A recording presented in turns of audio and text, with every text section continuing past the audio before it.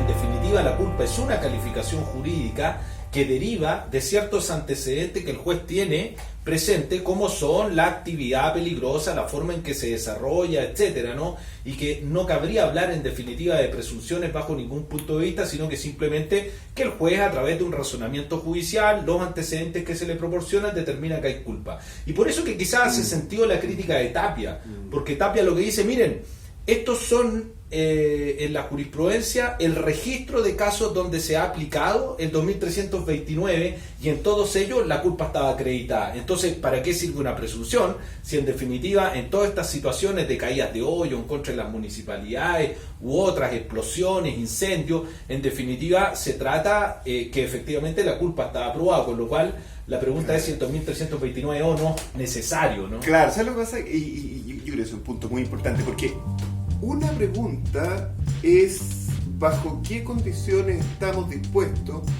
a trabajar con un código imaginario, ¿no? Un código imaginario siempre desliza el riesgo omnipresente de la vulgarización del derecho, es decir, que terminemos desapegándonos radicalmente de las reglas.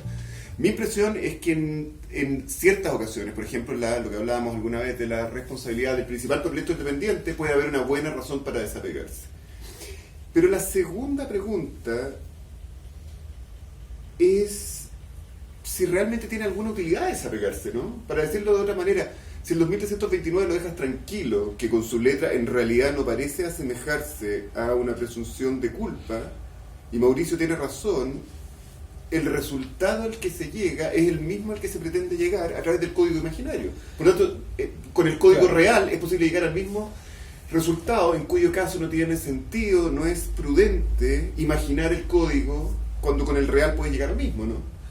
Eso puede ser efectivo si la pregunta ahí es más bien si una visión en la jurisprudencia del 2329, que efectivamente en forma minoritaria y escasa la entiende como, entre comillas, una presunción, no debiera cambiarse, ¿no? Como lo ha hecho el caso colombiano, como lo hizo el caso francés, yo creo en alguna medida también el caso español, es saltarse la cuestión de la culpa y en definitiva a través de esa misma regla, ¿no? En el caso colombiano, la idéntica regla del Código Civil chileno del 2329 avanza hacia un sistema de responsabilidad objetiva. Bueno, que en el caso de eso es al final. Entonces, eso es. ahí hay un planteamiento completamente distinto, donde se deja de lado el elemento de la culpa y pasamos a establecer un sistema de responsabilidad objetivo por actividad peligrosa. Y el desafío en un sistema como ese, entonces, es uno de fijación de bordes, ¿no? De fronteras, conceptual, de decir cuáles son las actividades peligrosas, porque ahí definitivamente nos cambiamos a un sistema distinto. O sea, ¿cuál es la métrica que permite distinguir aquellas actividades que vamos a considerar como peligrosas de las que no? Porque, por ejemplo, uno tendería a pensar que los pesticidas son actividades peligrosas, ¿no? Como están en Chile, la energía nuclear es una actividad peligrosa. Eventualmente, yo supondría los vehículos motorizados son actividades peligrosas. Pero un scooter, por ejemplo, ¿es actividad peligrosa? Claro, ahí las ideas que se han planteado, ¿no?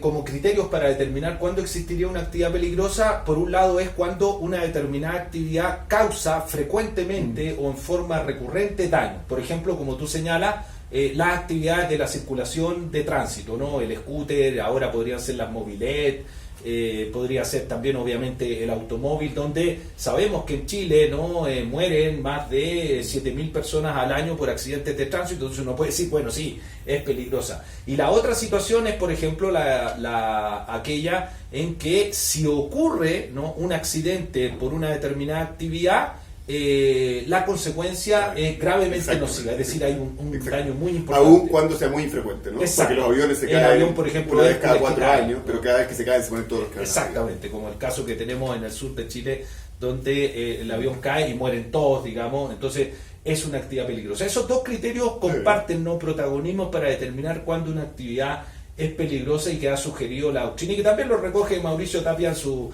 artículo en respuesta, ¿no?, en esa célebre jornada de derecho civil, donde por un lado Enrique Barros defendía la interpretación del 2329 como un indicio probatorio de culpa y por otro lado Mauricio respondía que esto era inadecuado. Ahora, ahí estaba también otro argumento que me gustaría quizás conversar contigo y que refiere a que esto desarmaría, ¿no?, por así decirlo, el sistema de la responsabilidad civil extracontractual, ¿no?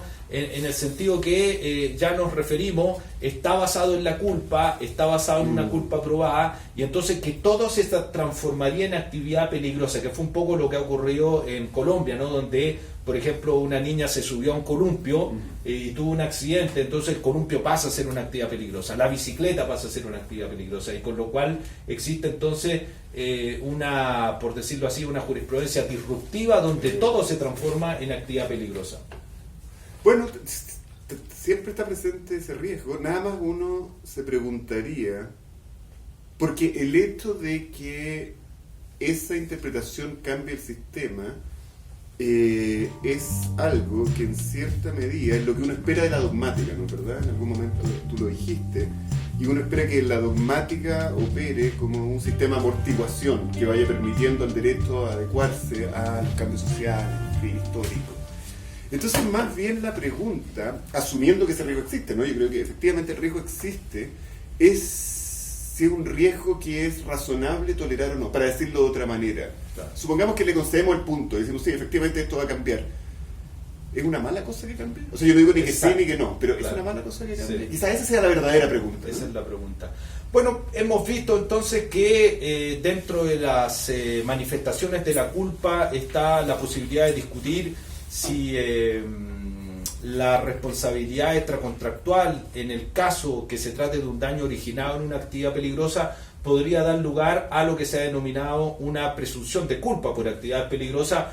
La verdad que pareciera ser, o podríamos concluir que quizás la expresión presunción es tremendamente discutible, pero sí a través de ciertos indicios probatorios podría darse lugar a un razonamiento judicial que diera por acreditada la culpa, ¿no?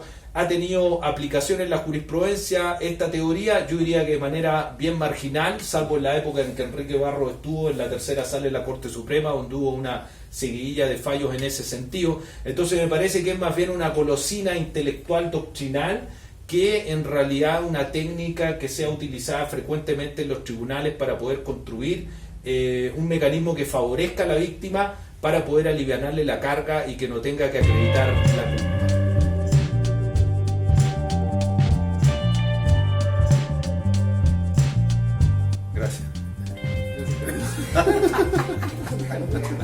Ya, bueno, van a estar hablando de cualquier cosa. ¿Casa está grabando? Y me culpas, güey. Anomia.